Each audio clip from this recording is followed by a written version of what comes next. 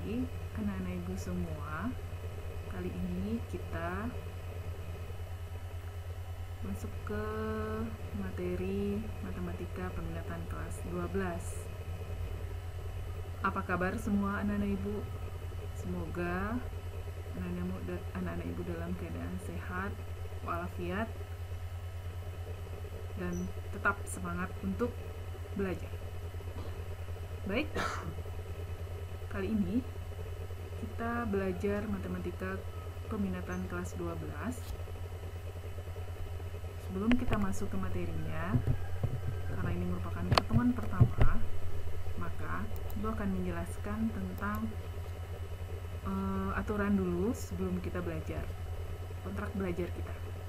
Nah, anak-anak ibu harus hadir dan diharapkan hadir 5 menit sebelum kelas dimulai. Nah, siapkanlah segala alat tulis atau buku atau apa aja yang dibutuhkan selama proses belajar. Keterlambatan pengumpulan tugas nanti akan diberikan hadiah pengurangan skor. Kemudian KKM kita 77. Materi setiap pertemuan dicatat dalam buku catatan. Jadi, walaupun kita dalam belajar daring, anak-anak ibu tetap mempunyai buku catatan, buku latihan, atau nanti buku PR atau tugas. Jadi buku catatannya diharapkan buku matematika. Kemudian catatan tiap pertemuan dikumpulkan paling lambat pada hari pembelajaran, jam 23.59. Jadi hari itu kita belajar, hari itu kita kumpulkan catatannya. Kemudian catatan difoto, dijadikan PDF, diharapkan dijadikan PDF ya, dan diserahkan melalui Google Classroom dalam folder tugas catatan. Nah, catatan nanti akan diberikan penugasan, nilai maksimalnya diberikan nilai 90. Setiap pertemuan akan ada absen, jadi anak-anak ibu silahkan nanti setiap jam pembelajaran isi nanti absen yang ada di Google Classroom. Nah, pada satu pertemuan bisa saja diadakan post-test online atau secara langsung dengan waktu yang ditentukan menggunakan quizzes atau nanti juga Google Form. Nah, semoga dengan aturan ini kita semakin bisa belajar dengan tertib dan bisa memahami materi yang akan kita pelajari bersama.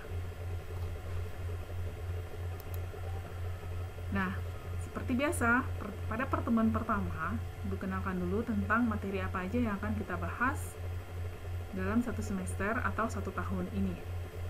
Nah, untuk kelas 12 matematika peminatan, nanti ada 6 materi yang akan kita bahas. Yang pertama, 6 materi atau 6 KD ya. Limit fungsi trigono, ini limit fungsi trigono, limit yang akan menuju nilai tentu, 0 atau sebuah nilai tertentu. Kemudian nanti yang kedua, tentang limit tak hingga fungsi aljabar dan fungsi trigono. Jadi untuk dua materi ini, Ananda atau anak-anak ibu semua mengingat kembali materi trigonometri pada kelas 10 dan kelas 12. Jadi sudut istimewa di kuadran berapa, dia bernilai positif atau negatif, kemudian nanti ada sudut rangkap, ada sudut berelasi. Jadi materi yang udah Ananda pelajari di kelas 10 dan 11 kita gunakan di sini. Jadi ingat kembali ya, nanti materi yang udah pernah dipelajari dulu. Kemudian yang ketiga, kita akan belajar turunan fungsi trigono. Jadi di dalam matematika wajib mungkin sudah belajar turunan fungsi aljabar. Nah, aturannya nanti akan sama dengan sifat-sifatnya akan sama dengan turunan fungsi aljabar untuk turunan fungsi trigono. Cuma nanti dia fungsinya dalam bentuk trigonometri. Ada sin, ada cos, ada tan, ada sepersin, sepercos, seper tan. Yang keempat, kita akan mempelajari aplikasi dari turunan pertama dan kedua fungsi trigono. Jadi apa aja yang kegunaan dari turunan fungsi trigono itu nanti kita pelajari di sini. Yang kelima, kita akan belajar distribusi peluang binomial. Ini hampir mirip ya, 5 dan 6, distribusi normal, dia ada berkaitan. Nah, itu kira-kira materi yang akan anak-anak pelajari selama 1 tahun untuk matematika peminatan kelas 12. Oke, terima kasih. Selamat belajar. Kita mulai belajar kali ini dengan materi yang pertama, KD yang pertama, yaitu limit fungsi trigono menuju nilai tertentu atau suatu nilai. Baik, anak-anak ibu, kita mulai materi yang pertama. Pertemuan pertama ini limit fungsi trigonometri. Nah, untuk yang materi pertama, KD pertama ini, limit fungsi trigonometri dia menuju suatu titik. Jadi nanti ada di materi yang kedua, dia menuju nilai tak hingga. Nah, suatu titik bisa jadi nanti titiknya adalah 0 atau nanti suatu nilai tertentu dalam bentuk sudut karena dia fungsi trigonometri. Bisa jadi nanti dalam bentuk V/2 atau 60 atau 180 dan seterusnya, pokoknya nilai tertentu. Nah, untuk materi ini apa aja yang harus kita ingat tentang operasi aljabar? Jadi ada tambah, kurang dalam sebuah fungsi, kemudian faktorisasi. Jadi ingat lagi tentang memfaktorkan sebuah fungsi atau persamaan nanti. Kemudian ada menggambar grafik fungsi berhubungan dengan trigono, berarti nanti gambar sin, cos, tan. Anak-anak ibu ingat kembali bagaimana bentuk gambarnya seperti pelajaran kelas 10 dulu. Kemudian ada persamaan linier, nanti ada kata substitusi. Berarti substitusi berarti kita mengganti nilai sebuah variabel dengan nilai tertentu. Nah, salah satu yang harus diingat ini adalah ini materi kita kelas 11 tahun kemarin, semester 1 ya. Nah, ini adalah sudut rangkap sin 2x atau sin 2 alfa, cos 2 alfa dan tan 2 alfa. Nah, ingat kembali ini karena ini akan kita gunakan dalam penyelesaian materi limit fungsi trigonometri. Nah, tujuan kita belajar berarti nanti mengerti atau mampu menjelaskan arti limit fungsi di suatu titik terhingga atau nilai tertentu. Kemudian menghitung nilai fungsi trigono dan menentukan nilainya. Apa aja yang akan kita bahas di sini? Yang pertama adalah pengertian atau arti limit dari asal kata. Yang kedua, definisi limit itu secara konsep atau intuitif. Kemudian sifat-sifat limit fungsi. Kemudian sifat-sifat limit fungsi trigono. Ini berbeda, ini fungsi secara umum. Ini limit fungsi untuk fungsi trigono. Kemudian kita akan menentukan nilai limit fungsi trigono. Oke, siap ya? Kita mulai materi kali ini.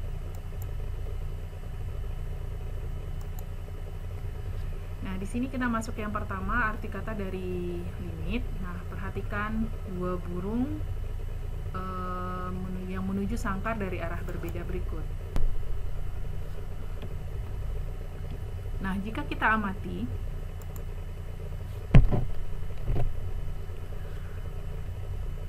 jika kita aplikasikan dalam bentuk matematis, maka tiang sangkar ini sebagai garis X sama dengan C. C ada sebuah nilai, bisa jadi 0 atau 3 atau 2 bilangan real.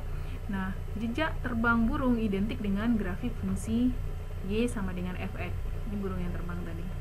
Dia bertemu di X sama dengan C. Nah, jarak kedua ekor burung semakin dekat ke sangkarnya atau mendekati C. Ini sangkarnya. Nah, ketinggian burung pada saat tiba dalam sangkar, misalkan kita simbolkan sebagai L. Ini L. Nah, bisa ditulis bahwa burung yang terbang itu menuju sangkar dari masing-masing sisi kiri dan kanan, berarti dia menuju sebuah C, nilai C atau sangkarnya. Fx dia akan menuju ke berapakah nilainya sepanjang L. Nah, itu arti kata dia mendekati nilai yang akan ditujunya. Ini sangkarnya. Kalau burung ini dia menuju sangkarnya. Nah, di sini kita yang bagian kedua, definisi secara konsep atau intuitif. Nah, perhatikan animasi grafik fungsi Fx di kolom sebelah kiri ini. Nah, jika X mendekati C baik dari kiri maupun dari kanan, mendekati C akan semakin mendekati L. Jadi kita peroleh bahwa limit X mendekati C, Fx sama dengan L jika dan hanya jika dari limit kiri, dari sebelah kiri dia akan sama dengan L, dari sebelah kanan juga dia nilainya sama dengan L. Berarti nilai dia mendekati kiri, limit kiri dan limit kanannya sama. Nah, yang ketiga kita masuk ke sifat-sifat limit fungsi. Jadi ada 5-9 sifat yang ada di limit fungsi. Ini artinya limit X mendekati sebuah nilai C, ini konstanta sama dengan konstanta itu sendiri. Jadi limit X mendekati C dari X sama dengan C. Nah, limit X mendekati C, K konstanta, kali dengan sebuah fungsi, berarti sama aja kita menulis, K-nya kita kedepankan, kali limit X mendekati C dari Fx. Ini fungsinya. Nah, yang keempat, ini penjumlahan, ini perkalian, yang ketiga perkalian, ini penjumlahan, ini yang pengurangan. Jadi limit dari penjumlahan dua fungsi maupun pengurangan dua fungsi, limitnya bisa kita jabarkan ke masing-masing fungsi. Jadinya limit X mendekati C dari Fx tambah limit X mendekati C dari Gx. Begitu juga dengan ketika nanti ini kurang. Kali juga berlaku demikian. Berarti limit X mendekati C dari Fx kali Gx kita bisa pisah. Jadi masing-masing fungsi dia mempunyai limit. Limit X mendekati C Fx kali limit X mendekati C dari Gx. Begitu juga nanti dengan pembagian. Berarti ketika limit X mendekati C dari Fx per Gx, berarti akan sama nilainya dengan limit X mendekati C Fx per limit X mendekati C dari Gx. Yang ke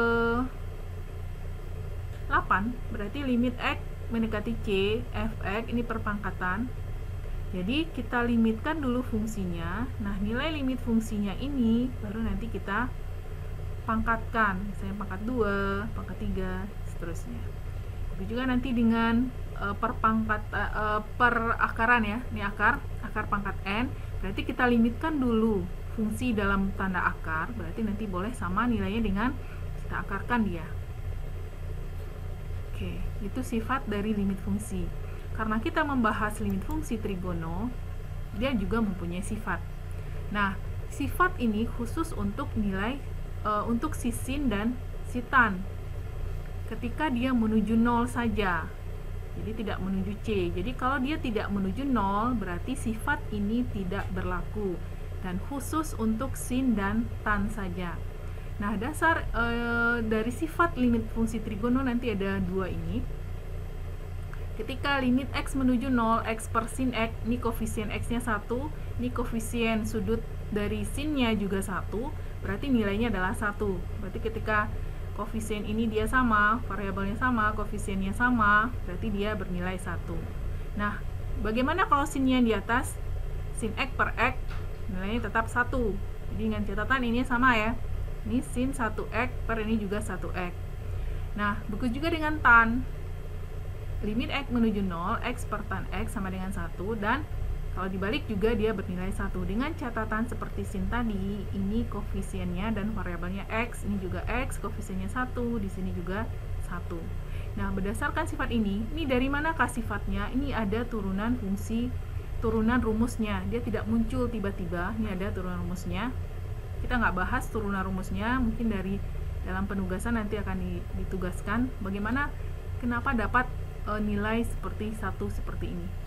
Nah, dari sifat ini maka nanti didapat lagi sifat-sifat yang berkaitan dengan sin dan cos. Nah, ini berarti kalau nanti koefisien dari X yang ini A, misalkan nih sini 2, di sini koefisiennya 3, berarti berapakah nilai limitnya? Nilai limitnya adalah koefisien yang di atas ini A per B. Begitu juga nanti kalau di sini dibalik ya, sinnya yang jadi pembilang, bx-nya yang jadi penyebut, berarti dia adalah koefisien ini A per B. Begitu juga dengan tan. Ketika nanti koefisien variabelnya tidak sama, sini A, sini 4, di sini 2, berarti nanti 4 per 2, nilainya 4 per 2 ketika, hati-hati, X menuju, limit X menuju 0, tidak boleh menuju yang selain 0. Nah, begitu ya nanti dibalik AX-nya yang di pembilang, tan-nya di penyebut. Dia tetap koefisien dari A per B. Nah, sifat yang kelima dari turunan ini, dari sifat dasar ini, ketika sin per sin.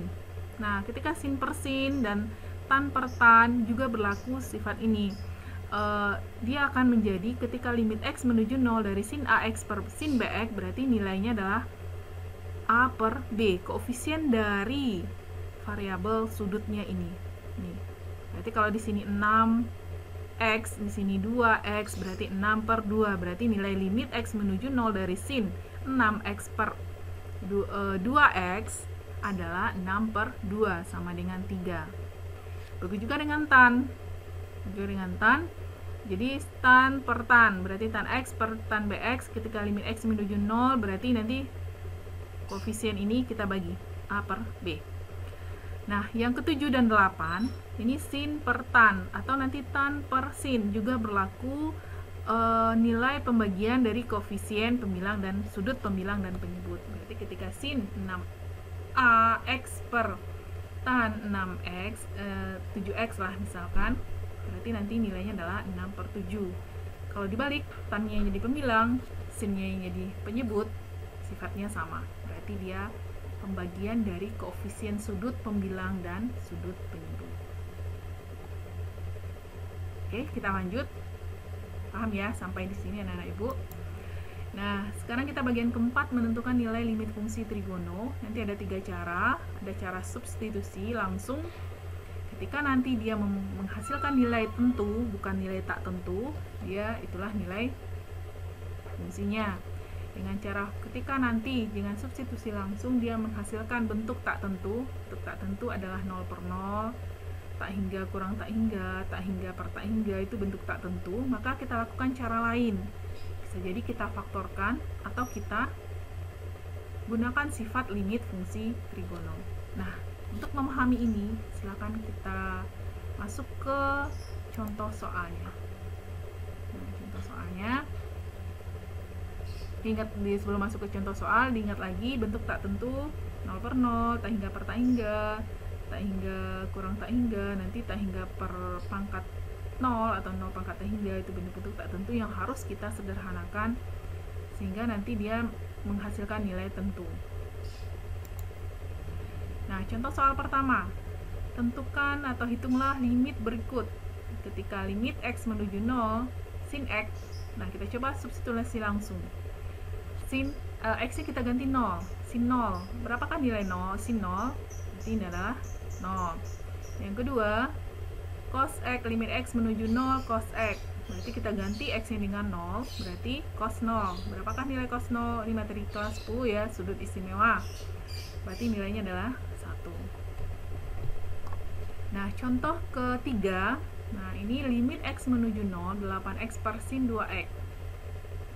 Nah, dari sifat yang tadi, kita bisa menjawab atau menuliskan, boleh langsung dapatnya adalah 8 per 2, 8 per 2, nih, 8 per 2, atau kita jadikan dia sama dulu pembilang, koefisien pembilangnya, ini, dengan koefisien sudut penyebut. Berarti nanti ini 2X, 2X, di sini ada 4. Berarti untuk yang ini aja, limit 2X per sin 2X saja, nilainya adalah 1. Seperti sifat tadi, limit X menuju 0 dari 2X per 2X, berarti koefisiennya, sudutnya sama ya, berarti nilai 1. Tinggal 4. 4 ini kan boleh kita bawa ke depan, seperti sifat yang tadi. Berarti nilainya adalah 4. Oke, semoga anak-anak paham, anak-anak Ibu paham. Nah, kita masuk ke contoh keempat. Di sini sin limit X menuju 0, sin 5X per 3X. Nah, dari sifat sebenarnya kita udah tahu, berarti nanti jawabannya adalah 5 per 3. Kalau ingin dijabarkan, kita jabarkan sin 5X, 5X per 5X, sin 3X, sin 3 per sin 3X per 3X. Ini tujuannya apa? Nanti ketika sin limit X menuju 0 dari sin 5X per 5X, nilainya 1. Kemudian sin limit X menuju 0 dari sin 3X per 3X, nilainya adalah 1. Nah, nanti tinggallah 5x per 1/3x. Nilainya adalah 5 per 3. Nah, untuk nomor 5 juga demikian. Di sini kita udah tahu bahwa nanti pasti ini sifatnya, berdasarkan sifat dia adalah dapat 3/6. Kalau kita jabarkan, bisa seperti ini. Oke, kita yang nomor 6. Nah, nomor 6 juga demikian. Limit x menuju 0 sin 6x per 2 sin 2x, berarti limit x menuju 0 sin 6x, 6x per 6x. Ini kita sederhanakan ya. Kita sederhanakan dengan dijabarkan maksudnya. Nah, dapat nanti 6x 1 per 2x sama dengan 3. Atau berdasarkan sifat yang ada, nanti dapatnya adalah 6 per 2. Ini juga ada tan per sin. Berarti berdasarkan sifat tadi, berarti dapatnya nanti adalah 10 per 3. Kalau kita ingin menjabarkan, berarti dapat seperti ini. Tan 10x. Ini limit x menuju 0, berarti 10x per 10x. Nanti ada sin 3x per 3x. Nah, tan limit tan 10x per 10x nilainya nanti 1. Nanti 3x per sin 3x nilainya adalah 1, limit menuju 0-nya. Berarti tinggallah nanti 10x per 3x. Dapatlah nanti 10 per 3. Nah, untuk yang contoh 8, limit x menuju 0 dari sin kuadrat x per 4x kuadrat, limit x menuju 0. Nah, ini kita jabarkan dulu. Sin kuadrat x itu adalah sin x dikali sin x per, ini kita jabarkan x kuadratnya, x dikali x dikali x dikali 4. X dikali x kali 4. Nah, sin x per x kita pisah. Sin x per x kita pisah. Kemudian sin x per x juga kita pisah, dikali ya, antara 4 dan x juga kali. Nah, ini limit x menuju 0 dari sin x per x nilainya adalah 1. Ini juga limit x menuju 0 dari sin x per x 1. Nah, tinggallah nanti 1/4. Ternyata hasilnya adalah 1/4. Ya, benar. Oke, kita ke nomor 9. Nah, ini menyederhanakan ya. Ini penyederhanaan. Tadi kan menggunakan sifat, ini menggunakan sifat tadi. Nah, nomor 9 ini menggunakan apa? Apakah disubstitusi langsung atau difaktorkan atau menggunakan sifat? Nah, di sini ketika kita substitusi langsung, dia tidak menghasilkan nilai tentu, dia menghasilkan nilai tak tentu. Misalnya x-nya 0, sini 1 sin min 1, ini 0, 0, berarti sin min 1 per min 3. Nah, ini bukan suatu nilai yang bagus, kita bukan nilai tentu. Kita harus menyederhanakannya. Nah, di sini ada sin. Menyederhanakannya dengan cara apa? Nah, mana yang bisa kita sederhanakan? Nah, ini ada bentuk kuadrat. Kalau terdapat bentuk kuadrat, nah salah satunya penyederhanaan adalah faktorkan dia. Masih ingat ya, memfaktorkan. Jadikan ini perkalian, min 3 itu faktornya berapa? Kalau jumlah nanti 2, berarti dapat 3 dan min 1, berarti x tambah 3 kali x kurang 1. Nah, ini bisa kita lakukan penyederhanaan lagi. Berarti ini perkalian limit ya, berarti ini kita pisah. Limit x menuju 0, 3x tambah 1, yang sama-sama ada sinnya, kita jadikan pisah jadi sin, ini sin. Nah, ini kita pisah sin. Nah, limit x menuju 0 dari sin x kurang 1 per x kurang 1 berdasarkan sifat yang tadi, berarti nilainya adalah 1. Karena dia variabelnya sama ya, ini variabel sudutnya sama, pemilang dan penyebut. Tinggallah si 3x sama 1 per x tambah 3. Nah, ini limit x menuju 0. Kita gantilah nilai x-nya, kita substitusi langsung. Ketika x-nya 0, 0, 3 kali x, 3 kali 0, 0, tambah 1, 1. X-nya 0, 0 tambah 3, 3. Berarti jawabannya adalah 1/3. Oke, masih paham sampai di sini ya anak-anak ibu? Kita lanjut. Nah, yang ke-10. Hitunglah limit berikut. Berarti ada 2 limit x menuju 0, 2x per sin 5x. Nah, ini dari sifat udah kelihatan. Berarti jawabannya adalah ya, benar. 5, 2 per 5. Kalau kita jabarkan boleh seperti ini. Yang 11. Nah, yang nomor 11 yang harus diingat lagi tentang adalah sifat ini. rumus ini, rumus sudut rangkap materi pelajaran kelas 11. Nah, limit X menuju 0 dari X per tan X 1 kurang cos X. Nah, di sini udah ada cos. Untuk cos dia nggak punya sifat. Yang punya sifat cuman ketika menuju 0 cuman tan dan sin. Nah, kalau kita masukkan nilai X-nya 0, berarti nanti 0 tan 0, 0 berarti 0. 1 kurang cos 0, 1 berarti jawabannya adalah 0 per 0. Kalau ini substitusi langsung, X-nya menuju 0. Nah, 0 per 0 adalah bentuk tak tentu. Kita harus melakukan cara lain. Apakah disederhanakan atau menggunakan sifat limit yang ada. Nah, yang bisa kita sederhanakan di sini adalah cos X. Nah, kita ingat lagi. Kalau dia cos 2X, rumusnya ada 3 ini. Kalau ini 2 ya. Kalau 2 di sini berarti koefisien sudutnya 1. Ini 1, ini 1. Berarti kalau nanti di sini 1, berarti sudutnya kita bagi setengah. Makanya di sini ketika cos X, sudut di sini kita ambil, kenapa mengambil yang 1 kurang 2 sin kuadrat setengah X? Supaya nanti satunya jadi 0, hilang ya. Jadi di bawahnya cuman 1 suku. Ingat ya, ulang kembali. Kalau nanti di sini koefisiennya 2, berarti di sini koefisien sudutnya 1. Berarti kalau di sini 1, berarti ini setengah. Berarti kalau nanti di sini 4A, berarti sini 4/2, berarti sini 2. Berarti kalau di sini 3A atau 3X, berarti ini 3/2.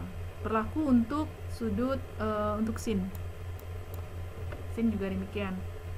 Kalau di sini koefisien sudutnya 2, berarti sini 1. Berarti kalau nanti di sini 1, berarti sini setengah. Oke. Kita ganti cosnya menjadi 1 kurang 2 sin kuadrat setengah X atau setengah alfa. Di sini karena variabelnya X, berarti sini X. Ini alfa. Nah, kita sederhanakan, berarti ini udah 1 habis ya, jadi 0. Dx tambah kali tan X per 2 sin kuadrat setengah X. Berarti limitnya masih ada. Jangan lupa. Nah, kita pisah. Di sini ada kuadrat, di sini kuadrat berarti ada 2 pengalian, setengah X kali setengah X. Berarti nanti kita pisah setengahnya, boleh kita kedepankan setengahnya. Tan X per X. Tan X per X. Kemudian di sini setengah X per sin setengah X. Sini juga ada sin setengah X, ini sin setengah X. Ini setengah X kali setengah X. Sini. Nah, kalau sini kan cuman tidak ada setengah X, kita ingin menyamakan, kenapa setengah X setengah X? Kita ingin menyamakan koefisien dari sin setengah X ini. Kita kali dia setengah X, ini juga kita kali dengan di pembilangnya setengah X. Nah, karena di pembilang tidak ada setengah X di dalam soal, 1/4 ya, setengah kali setengah kan 1/4. Nah, kita kalikan lagi dengan setengah X kuadrat, karena ini dibagi ini jadinya 1. Berarti kita tidak merubah nilai, cuman mengubah bentuk.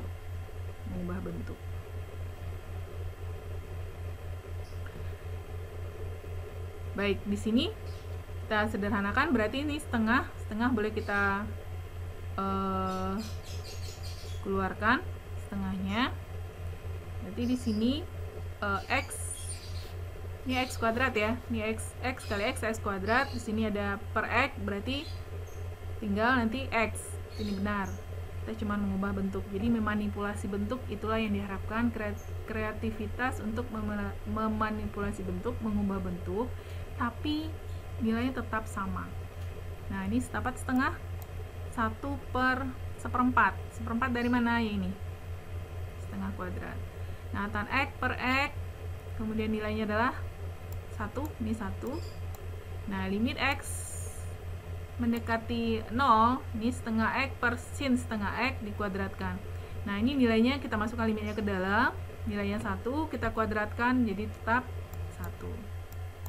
Nah, dapat nanti setengah kali 1/4, berarti dapat 4/1/2, berarti dapat 2. Berarti sini 2-nya dari sini ya, 2-nya dari sini, ini dari 2. Nah, satunya dari tan X per X, dapatnya 1. Ini 1 kuadrat dari sini. Berarti nilainya adalah 2. Oke. Bu harap itu contoh ke-11. sampai di sini untuk materi kita kali ini. Harap paham. Nanti untuk diskusinya kita lanjutkan di dalam grup Telegram. Oke, terima kasih anak-anak ibu semua atas perhatiannya. Mohon maaf atas kesalahan atau kekurangan selama penyajian. Bu akhiri dengan wassalamualaikum warahmatullahi wabarakatuh.